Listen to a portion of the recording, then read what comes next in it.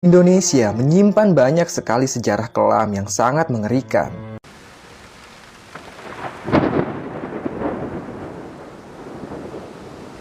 Ada banyak konflik berdarah yang terjadi di negeri kita ini, seperti tragedi Perang Sampit di Kalimantan, kerusuhan Poso di Sulawesi, pembantaian ulama oleh PKI di Madiun, dan masih banyak lagi.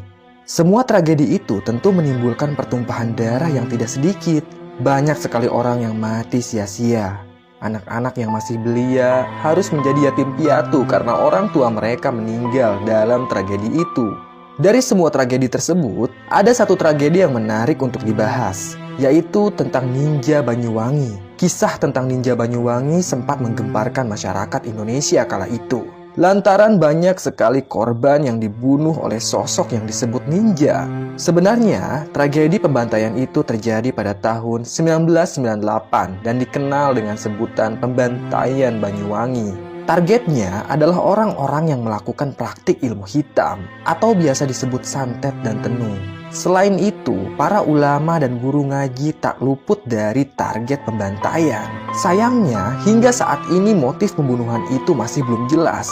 Kasusnya juga masih samar dan tidak ada yang tahu siapa dalang di balik pembantaian Banyuwangi. Pada masa pembantaian, muncul sosok yang disebut ninja. Ninja tersebut memakai pakaian serba hitam dan kedapatan memakai handy-talk dalam beroperasi.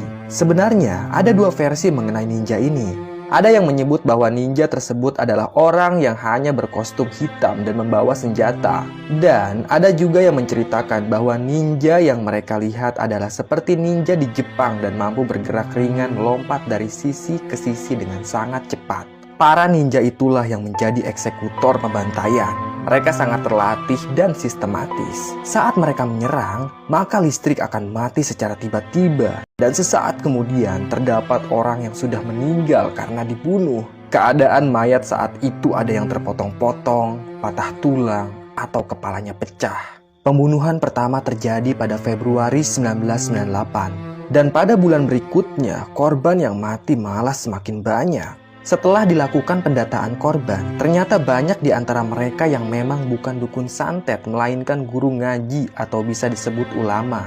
Juga ada para tabib dan tokoh-tokoh masyarakat seperti ketua RW dan RT. Dan akibat kejadian itu, pada 6 Februari 1998, Bupati Banyuwangi, Pak Purnomo Sidik mengeluarkan radiogram yang ditunjukkan untuk seluruh jajaran aparat pemerintah dari mulai camat hingga kepala desa. Sang bupati juga memerintahkan para aparat untuk melakukan pengamanan bagi orang-orang tersebut. Radiogram selanjutnya dikeluarkan pada bulan September yang berisi penegasan terhadap radiogram sebelumnya. Namun yang terjadi setelah radiogram dikeluarkan dan dilakukan pendataan, pembantaian malah semakin meluas.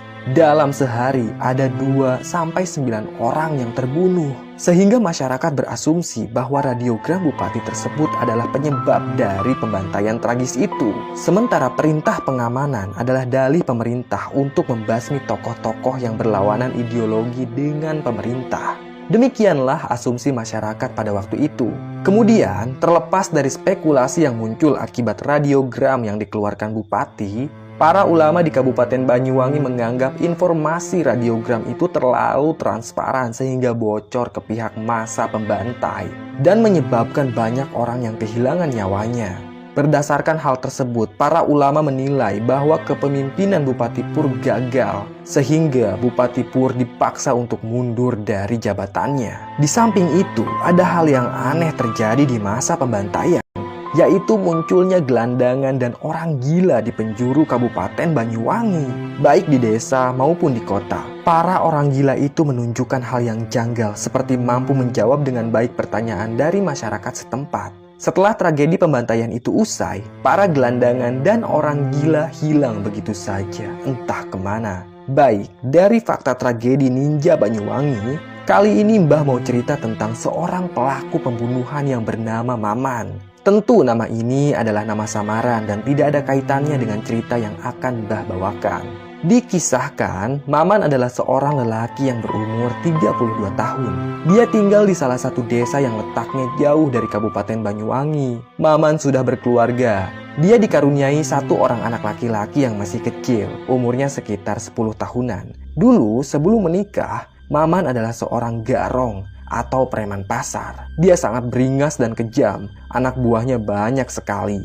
Maman sering memalak para pedagang dengan dalih uang keamanan. Setiap tahunnya, uang keamanan di pasar itu semakin meningkat, membuat para pedagang resah. Tapi mereka tidak bisa berbuat apa-apa karena Maman sangat ditakuti. Pernikahannya dengan seorang wanita cantik bernama Ayu merubah kehidupan Maman. Dia meninggalkan kehidupannya yang kelam itu lalu pulang ke desanya. Walaupun sekarang dia tinggal di desa, tapi masyarakat tetap menyegani Maman. Tak ada yang berani macam-macam dengan keluarganya Maman karena mereka tahu kalau Maman ini mantan preman. Sekarang Maman bekerja sebagai pengusaha kelapa. Dia sering membeli kelapa dari para petani dan menjualnya kembali ke pasar. Penghasilannya tentu tidak sebesar dulu saat ia masih jadi preman. Tapi Maman merasa hidupnya lebih tenang dan damai. Suatu malam, saat Maman sedang membereskan tumpukan buah kelapa di dapur, tiba-tiba saja ada orang yang mengetuk pintu rumahnya.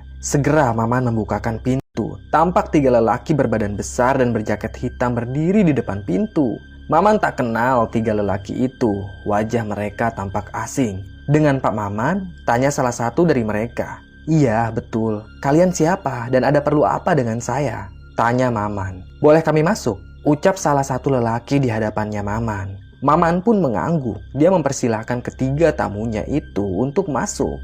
Mereka duduk di atas kursi rotan, dan tanpa banyak basa-basi lagi, ketiga lelaki itu menawarkan pekerjaan untuk Maman. Pekerjaan yang mereka tawarkan itu tidak lazim. Maman ditawari untuk menjadi pembunuh bayaran. Untung saja Maman dengan sopan menolak tawaran mereka. Maman bilang kalau dia sudah tobat dan tidak mau lagi terjun ke dunia berandal seperti dulu. "Kau akan dapat upah 10 juta dari pekerjaan ini," ucap salah satu dari mereka. "Mau gajinya sebesar apapun, aku tetap akan menolak tawaran kalian," kata Maman. Akhirnya ketiga lelaki itu menyerah. Mereka hendak pamit. Namun sebelum mereka pergi, Maman dikasih secari kertas yang bertuliskan sebuah alamat. "Kalau nanti kau berubah pikiran, datanglah ke alamat ini. Kami akan senang hati menerimamu. Nanti kami jadikan kau sebagai pemimpin para pembunuh bayaran," ucap lelaki itu. Maman menerima secari kertas tersebut, tapi mungkin saja Maman akan tetap teguh pada pendiriannya untuk tetap menolak tawaran kerja itu. 2 hari kemudian, tak disangka-sangka istrinya Maman jatuh sakit. Wanita itu pun harus dibawa ke rumah sakit dan menjalani perawatan rutin. Sementara itu, uang yang dimiliki Maman tidak akan cukup untuk biaya rumah sakit. Istrinya Maman tidak mungkin dibawa pulang karena dia mengidap penyakit ginjal dan harus dirawat selama berhari-hari. Kala itu, Maman benar-benar terdesak. Dia harus segera mendapatkan uang agar istrinya tetap mendapatkan perawatan yang layak. Akhirnya, Maman memutuskan untuk menerima pekerjaan yang ditawarkan 3 lelaki misterius beberapa hari lalu. Dia mengambil secari kertas dari kantong celananya. Ada alamat yang tertulis pada kertas tersebut. Maman tahu persis di mana lokasi alamat itu. Besoknya, setelah menyuapi Ayu, dia meminta anaknya agar tetap di rumah sakit untuk menjaga si Ayu. Maman sangat mencintai istrinya itu. Apapun akan ia lakukan demi mendapatkan uang untuk pengobatan istrinya. Pagi itu, Maman pun berangkat naik angkot menuju alamat yang tertera di atas kertas. Dan tak lama kemudian, dia tiba di sebuah gedung yang bertingkat. Gedung itu tampak sangat tidak terawat. Gerbangnya tidak dikunci. Rumput liar tumbuh subur di halaman gedung. Ada seekor anjing yang diikat pada batang pohon. Anjing itu menggonggong saat melihat kedatangan Maman. Perlahan Maman masuk ke dalam gedung, lalu berjalan menuju pintu utama. Beberapa kali ia membaca alamat yang tertera di atas kertas. Dia ingin memastikan apakah alamat itu benar atau tidak. Tapi Maman tidak salah alamat. Nama gedungnya sama dengan yang ada di atas kertas. Hanya saja nama gedung yang tertera pada dinding itu sudah berlumut. Perlahan Maman pun masuk ke dalam gedung. Kebetulan pintunya tidak dikunci. Ada meja resepsionis yang sudah berdebu dan sofa-sofa tamu yang kini menjadi sarang bagi para tikus. Maman berdiri di lobi sambil memandangi ruangan gedung itu. Ada lift yang sudah tidak berfungsi, juga tangga manual menuju ke lantai 2. Tak lama kemudian, terdengarlah suara langkah kaki yang menuruni tangga. Muncul 3 lelaki yang sempat datang ke rumahnya Maman beberapa hari lalu. Ketiga lelaki itu sempat terkejut dengan kedatangan Maman. Lalu mereka pun menyambut Maman dengan ramah dan mempersilakannya untuk naik ke lantai 2. Maman dibawa masuk ke dalam sebuah ruangan. Ternyata ruangan itu cukup luas dan terkesan elit. Berbeda dengan kondisi di luar ruangan yang kumuh dan kotor. Di dalam ruangan itu juga banyak lelaki yang berjaket hitam dan berbadan tinggi besar. Mereka tampak seperti para preman pasar yang sangat ditakuti pedagang. Saat melihat kedatangan Maman, semua lelaki itu kaget lantaran mereka kenal dengan sosok Maman yang sangat melegenda. Satu persatu mereka langsung menyalami Maman. Ternyata 3 lelaki misterius itu sudah merekrut banyak lelaki untuk menjalankan sebuah misi pembantaian. Maman pun dipilih sebagai pemimpin dalam menjalankan misi itu karena ia dianggap lebih berpengalaman dari yang lain. Maman diberi selembar kertas. Di atas kertas itu ada daftar nama orang yang harus dibunuh. Mereka ini dukun santet dan sangat membahayakan, ucap lelaki misterius yang tidak mau menyebutkan namanya. Lelaki itu juga memberitahu Maman lokasi desa yang akan dijadikan target pembunuhan. Maman tahu desa itu. Dia pernah beberapa kali berkunjung ke sana. Agar misi ini berjalan dengan senyap, maka kalian harus berpakaian serba hitam dan memakai cupluk hitam, kata lelaki misterius. Ia pun memberikan seragam warna hitam dan cupluk hitam kepada para rekrutan barunya itu. Tepat jam 12 malam, mereka pun berangkat dari gedung tersebut. 5 mobil kijang membawa mereka ke lokasi yang menjadi target. Sekitar 100 meter dari gapura desa, mereka semua turun dari mobil lalu masuk ke dalam semak-semak. Pergerakan mereka sangat cepat dan tidak terdeteksi. Maman memberi isyarat pada anggotanya untuk masuk ke pemukiman warga dan menyebar ke setiap penjuru desa.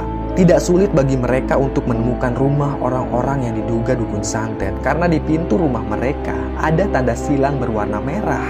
Malam itu lampu di rumah orang yang sudah jadi target seketika saja padam. Para pembunuh mulai masuk ke dalam rumah mereka. Kejadian itu sangat cepat. Orang-orang yang diduga sebagai dukun santet dibunuh dengan cara yang sadis. Ada yang lehernya digorok, ada yang kepalanya pecah dihantam palu, ada juga yang dadanya ditikam pisau berkali-kali untuk menemukan rumah orang-orang yang diduga dukun santet karena di pintu rumah mereka ada tanda silang berwarna merah. Malam itu lampu di rumah orang yang sudah jadi target seketika saja padam. Para pembunuh mulai masuk ke dalam rumah mereka. Kejadian itu sangat cepat. Orang-orang yang diduga sebagai dukun santet dibunuh dengan cara yang sadis. Ada yang lehernya digorok, ada yang kepalanya pecah dihantam palu, ada juga yang dadanya ditikam pisau berkali-kali. Setelah semua target mati, para pembunuh itu dengan cepat pergi meninggalkan desa. Namun ternyata ada seorang warga yang tak sengaja melihat wujud salah satu pembunuh. "Apa yang kau lihat?" tanya ketua RT setempat. "Aku melihat sosok manusia yang mengenakan pakaian serba hitam dan cupluk hitam seperti ninja. Dia masuk ke dalam semak-semak," kata salah seorang warga sambil menunjuk hutan. Kejadian malam itu sangat cepat sehingga tidak ada satupun warga yang berhasil mengidentifikasi para pelaku pembunuhan. Besoknya, polisi berdatangan ke desa itu. Keluarga korban menangis pilu. Mereka mendesak polisi agar segera menangkap para pelaku pembunuhan. Tentu polisi kesulitan untuk mengungkap kasus ini. Sementara itu, di sebuah gedung tingkat, para pembunuh sedang berpesta merayakan keberhasilan mereka. 3 lelaki misterius memberi mereka uang cash yang sudah dijanjikan. Mereka pun bersorak gembira. Sementara Maman, setelah menerima uang itu, ia langsung pergi ke rumah sakit untuk menjenguk istrinya. Ternyata kondisi istrinya itu semakin parah. Uang yang didapatkan Maman tidak cukup untuk melunasi biaya pengobatan istrinya. Tak ada pilihan lain, Maman harus menjadi pembunuh bayaran lagi untuk mendapatkan uang. Tepat jam 11 malam, Maman pun pamit ke istrinya yang sudah terbaring di atas ranjang pasien. Sementara itu, anaknya sudah tidur pulas di tepi ranjang. "Ayu, aku pamit kerja dulu ya. Besok pagi aku kesini lagi untuk menjengukmu," ucap Maman. "Kamu kerja apa, Mas?" tanya Ayu dengan suaranya yang lemah. Tatap matanya juga sayu, tubuhnya semakin kurus. "Aku kerja di pabrik, dibayarnya harian. Lumayanlah buat pengobatan kamu," jawab Maman. Dia mengelus rambut istrinya itu sambil tersenyum. Kemudian Maman pergi meninggalkan rumah sakit. Dia akan kembali memimpin misi berikutnya. Masih ada beberapa lembar daftar nama yang harus dibunuh. Dari daftar nama itulah terselip satu nama kiai yang tersohor kala itu. Ternyata kali ini targetnya bukan hanya dukun santet, tapi sudah merambat ke kiai. 3 lelaki misterius itu tidak memberitahu alasan mereka kenapa mereka ingin menghabisi seorang kiai. Sementara Maman tidak peduli pada status targetnya. Yang penting bagi Maman adalah soal uang. Maman dibekali sebuah pistol karena misi yang akan Maman tangani sangat berat. 3 lelaki misterius memberi Maman tugas khusus untuk membunuh sang kiai. Upah yang akan Maman dapatkan juga lebih besar dari para pembunuh lainnya. Maman pun bersedia menerima tugas itu. Dan tepat jam 1 malam, para pembunuh itu berangkat menuju desa yang sudah dijadikan target. Di desa itu ada sebuah pesantren tradisional yang santrinya ratusan. Setibanya di sana, Maman mengendap-endap ke belakang pesantren. Dia melihat ada sebuah rumah gedong di dalam lingkungan pesantren. Tak salah lagi, itu pasti rumah sang kiai. Maman berhasil masuk ke dalam rumah tersebut melalui jendela dapur yang ia cungkil. Kondisi dapur saat itu gelap, lampunya sudah dipadamkan. Hanya cahaya dari luar saja yang menjadi penerang ruangan. Hal itu memudahkan Maman untuk mengendap-endap mencari kamar sang kiai. Dan saat Maman masuk ke ruangan tengah, tiba-tiba saja lampu rumah itu menyala. Tampaklah belasan santri berdiri di ruangan itu. Mereka semua menenteng senjata masing-masing seperti golok dan bambu. Maman kaget, dia refleks mencabut pistol lalu menembakkannya pada santri. Ada 5 orang santri yang terkena tembakan di bagian paha mereka. Para santri itu pun menjerit kesakitan. Sementara santri yang lain panik dan langsung menyerbu Maman. Dan sialnya, pistol yang dipegang Maman kehabisan peluru. Segera para santri itu mengeroyok Maman sampai babak belur. Ternyata para santri itu sudah tahu soal pembunuhan di desa tetangga. Makanya setiap malam mereka berjaga di depan kamar sang kiai demi melindungi guru mereka. Dan benar saja, malam ini guru mereka diserang oleh ninja. Untungnya ninja itu berhasil dilumpuhkan. Para santri tidak membunuh Maman, melainkan hanya membuatnya babak belur. Sang kiailah yang melarang santri untuk membunuh Maman. Maman ditanyai banyak hal oleh kiai, tapi lelaki itu sama sekali tidak mau membocorkan markas persembunyian para pembunuh. Keesokan paginya, Maman diserahkan ke pihak kepolisian. Ia dinaikkan ke atas mobil pickup. Kabar tentang tertangkapnya salah satu ninja Banyuwangi sudah tersebar luas. Warga berbondong-bondong mencegat mobil polisi lalu menarik tubuh Maman secara paksa. Ia pun dikeroyok habis-habisan oleh warga. Sementara itu, polisi tidak mampu meredam kemarahan warga. Kepala Maman diinjak, tubuhnya dipukuli, kakinya disabet menggunakan bambu. Hingga akhirnya Maman tewas saat sebuah batu yang cukup besar dihantamkan ke kepalanya. Dia terkapar tewas dalam keadaan hina. Sementara itu di rumah sakit, istri dan anaknya masih setia menunggu Maman pulang. Tapi hingga larut malam, Maman tak kunjung pulang. Ayu sangat mengkhawatirkan suaminya itu. Ia tak tahu kalau Maman sudah tewas dan mayatnya dibuang begitu saja ke dalam sumur kering di tengah hutan. Selesai. Terima kasih sudah menyimak cerita Mbah. Tunggu cerita-cerita lainnya ya. Tetap sehat dan salam merinding.